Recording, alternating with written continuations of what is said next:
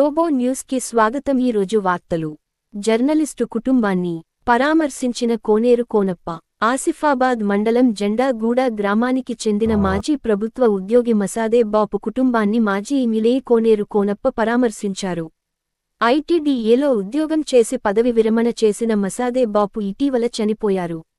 ఈ విషయాన్ని తెలుసుకున్న కోనేరు కోనప్ప మంగళవారం జెండాగూడ గ్రామంలోని మసాదే బాపు నివాసానికి వచ్చి కుటుంబ సభ్యులను పరామర్శించారు.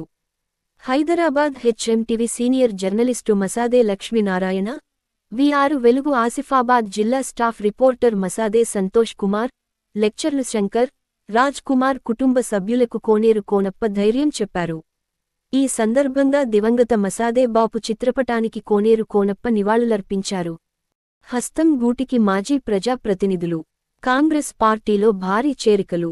పార్టీ కండువా కప్పి పార్టీలోకి ఆహ్వానించిన ఎమ్మెల్సీ దండే విఠల్. సిర్పూర్ నియోజకవర్గం కాంగ్రెస్ పార్టీ గూటికి పలువురు బీఆర్ఎస్ పార్టీ తాజా మాజీ ప్రజాప్రతినిధులు, యువకులు, కార్యకర్తలు చేరికయ్యారు.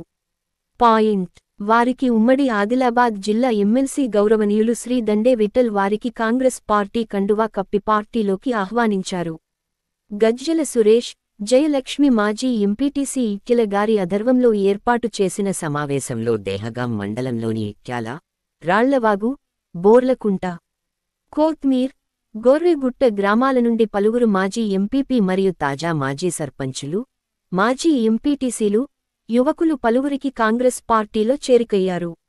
చేరిన వారిలో మాజీ ఎంపీపీ పిల్లల శంకరయ్య, మాజీ సర్పంచ్లు మురళి, రాంటెంకి మల్లేష్, పెద్ది శ్రీనివాస్, రైతు కమిటీ అధ్యక్షుడు కొండ్ర జగ్గగౌడ్, ఉప సర్పంచ్ ఎస్కే షారిఫ్, బీఆర్ఎస్ యూత్ ఉప అధ్యక్షుడు సిద్ధం సంతోష్ మరియు తదితర పార్టీ కార్యకర్తలు, నాయకులు కాంగ్రెస్ గూటికి చేరారు.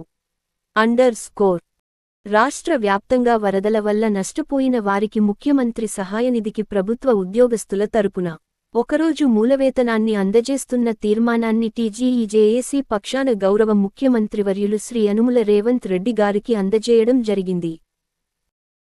కాగజ్ నగర్ ఫారెస్ట్ డివిజన్ ఆఫీసర్గా బాధ్యతలు చేపట్టిన బోబడే సుశాంత్ సుఖ్దేవ్, ఐఎఫ్ఎస్ జిల్లా ఫారెస్ట్ ఆఫీసర్ నీరజ్ కుమార్ టిబ్రేవాల్తో కలిసి డివిజన్ ఆఫీస్కి చేరుకోగా స్వాగతం పలికిన ఫారెస్ట్ అధికారులు.